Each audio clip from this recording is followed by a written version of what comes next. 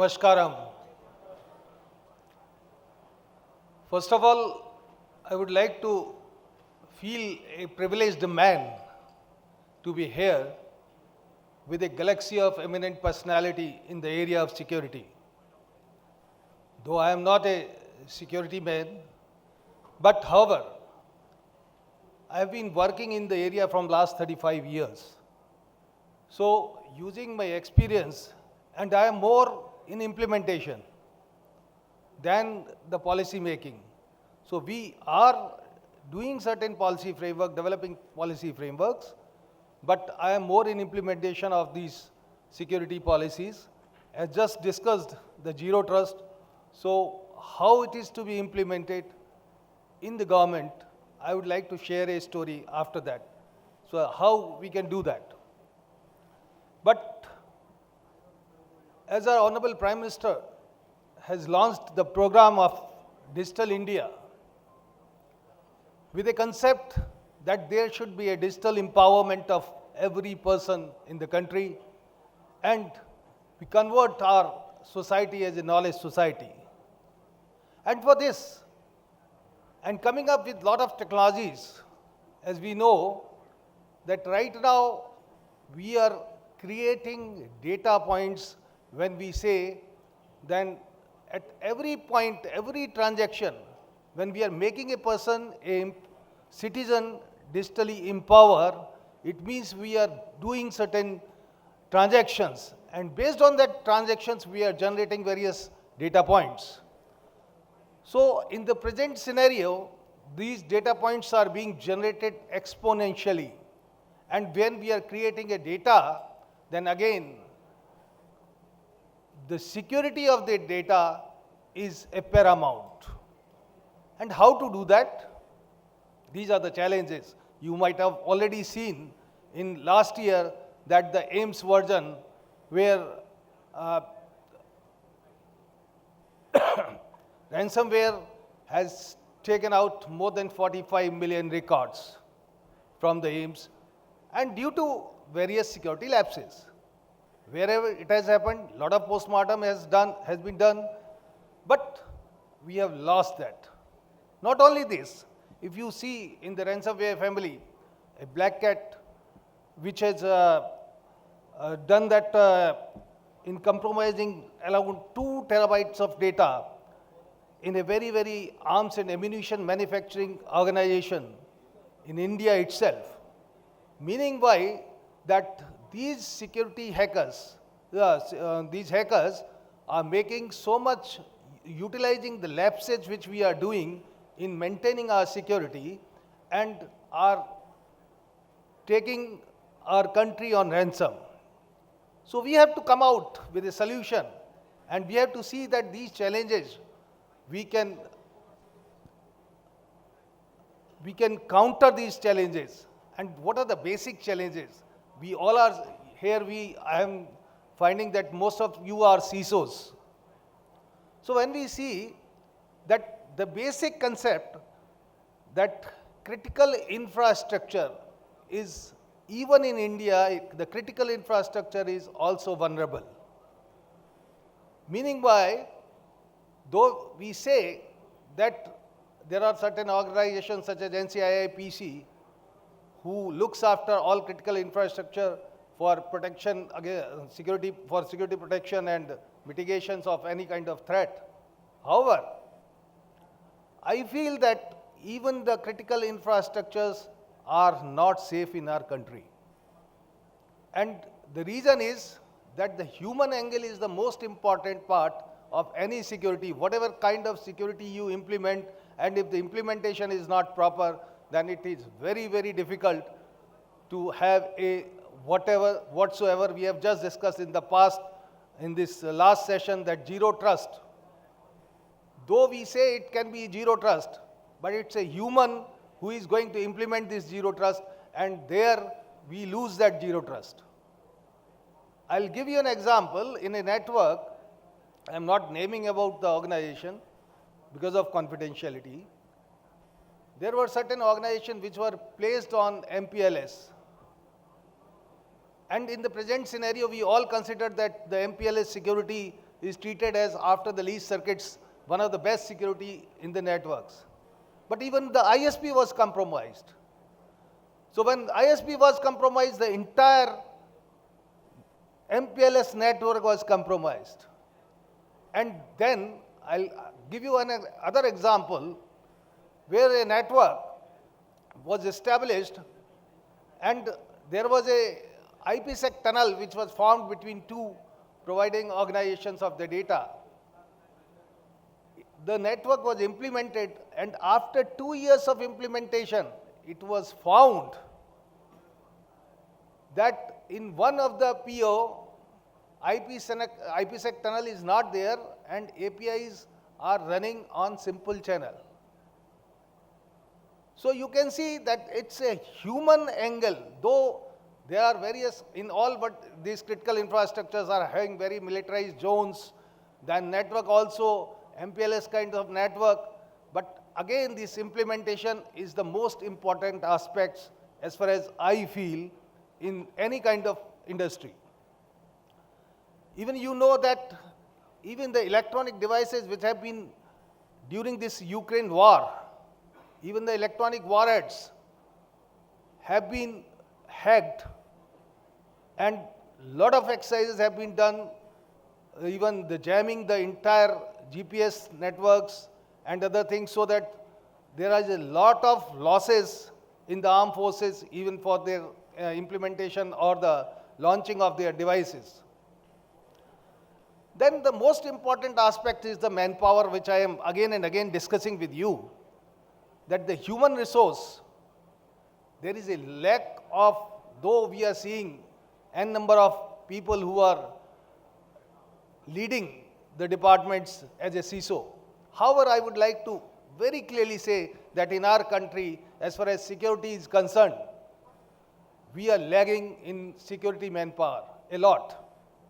And specialist security officials or the personnel are not available at any cost. So the person who has the depth knowledge of the domain of implementation is really in demand, and there are a lot of shortage. So this is one of the important things. One more challenge to be keeping our India a resilient security, cyber security resilient, is that there is no coordination between various divisions, even in government. One ministry will not talk to other ministry will not talk to private organizations. Even all the organizations, if you say that there is no partnership kind of concept between the government and private organizations. And security in our country like India, which has a huge manpower, huge data, and the second concept after the Puttaswamy judgment, which has made our data privacy as a most important aspect. So considering that also a impact factor, if you say, it is very, very difficult nowadays that without coordination and collaboration of private organizations and the government, security can be implemented in our country. So our cyberspace cannot be secure without a public-private partnership. So that's one of the challenge which I am finding. Though government is working a lot, seeing these challenges, the national level, international level or the global level, lot of initiatives have been taken up. You all, being the CISO, might be knowing that Budapest Convention in 2004, which has taken place to harmonize the various laws in different countries to see, because generally this security slackness comes out of our border. So that's the important thing. So all laws have to be harmonized, and for that Budapest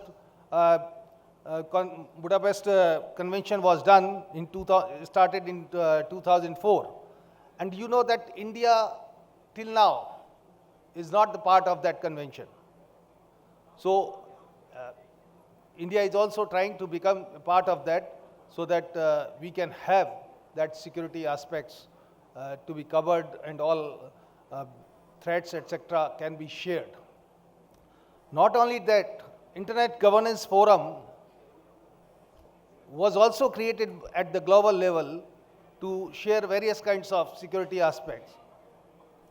Then UN General Assembly also come up with open-ended working group with the resolution of Russia and group of government experts with the resolution of US.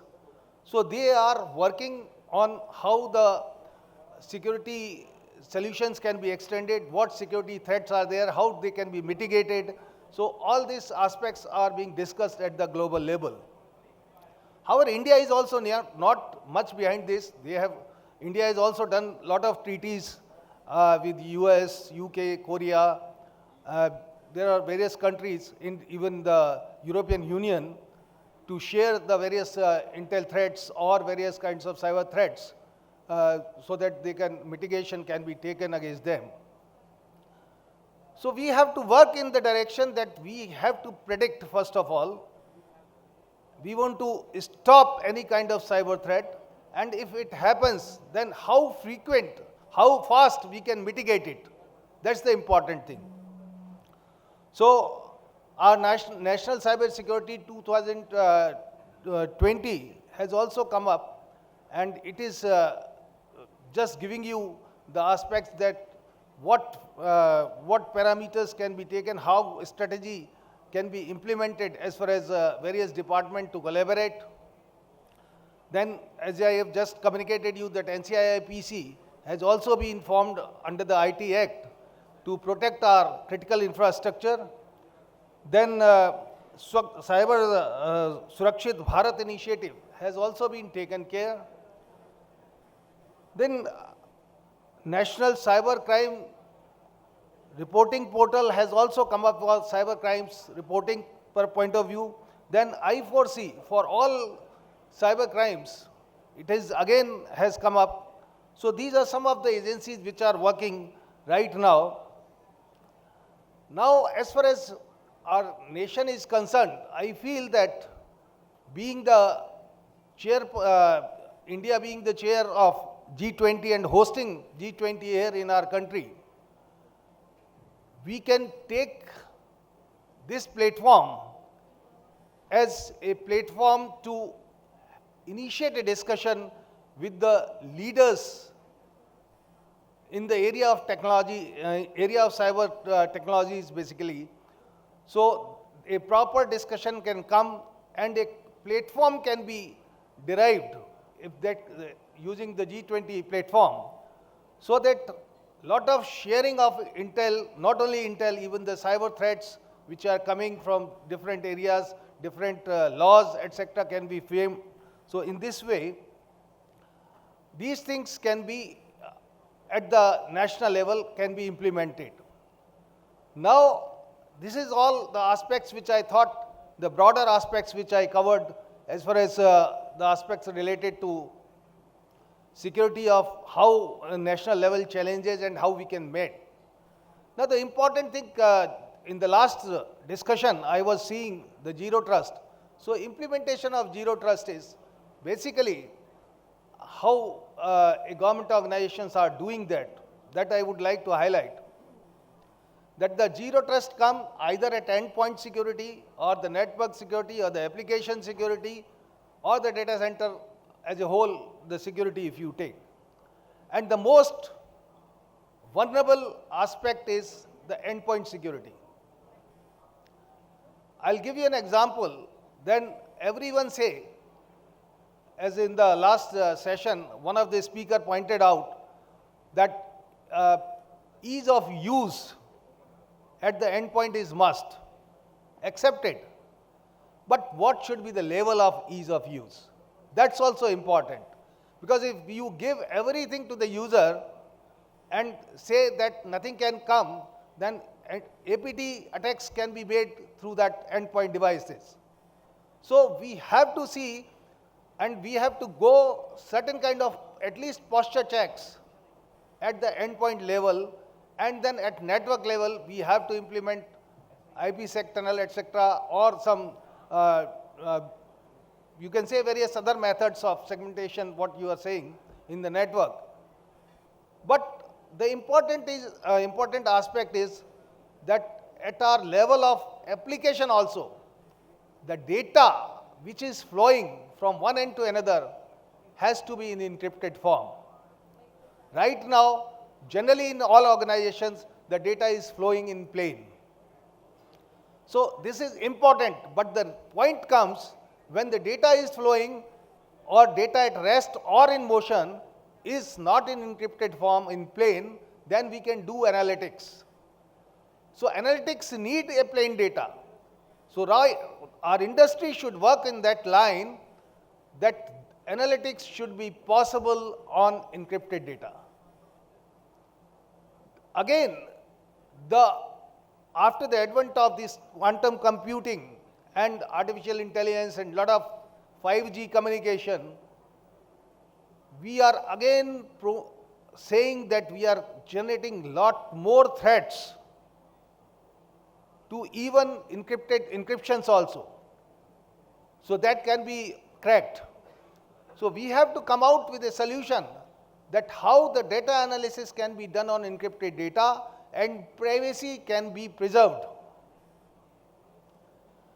As far as critical infrastructures are concerned, you all might be knowing that there are SAG graded encryptors are being used on the networks to have the data. So SAG graded networks can be established, but again, to implement those networks, it's a lot of cost involved, lot of security concerns, physical security concerns are there. So these things implementation are very difficult in normal scenario.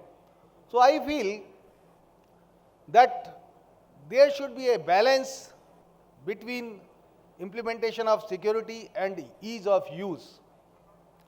And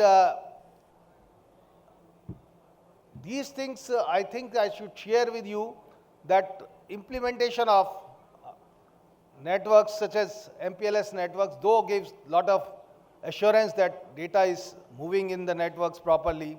Even what you were saying in zero trust in the last session, again when the data center we are doing that or we are taking the data from the endpoints, first of all the posture check at the endpoint should be done by various techniques. The example I say, I'll tell you that the VPN access of one Cisco was implemented at one place in one network, but there was no posture check being done. So again, this is the question that we have to implement that. And not only this, I think that the VDI in the present scenario, which is being implemented in most of the organization after this COVID has come, it is a positive sign to get it implemented, because this gives again some kind of assurance of security. And then in our data center, whatever data we are getting uploaded or from various angles, we should sandbox it properly and then filter it and then process it. So we have to take security measures at every step.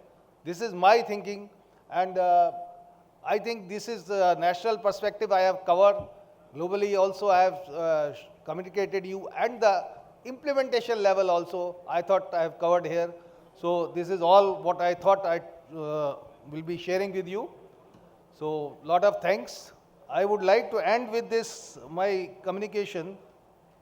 There is a saying कि अंत का भी अंत होता है, अंत का भी अंत होता है, कुछ भी कहाँ अनंत होता है. अंत का भी अंत होता है, कुछ भी कहाँ अनंत होता है, पतझड़ भी एक घटना है, 12 महीने क्या बसंत होता है. So I am simply saying that we should ensure that these security issues should be a kind of patjhad only, and we can come out of that scenario. So thank you very much. Thank you.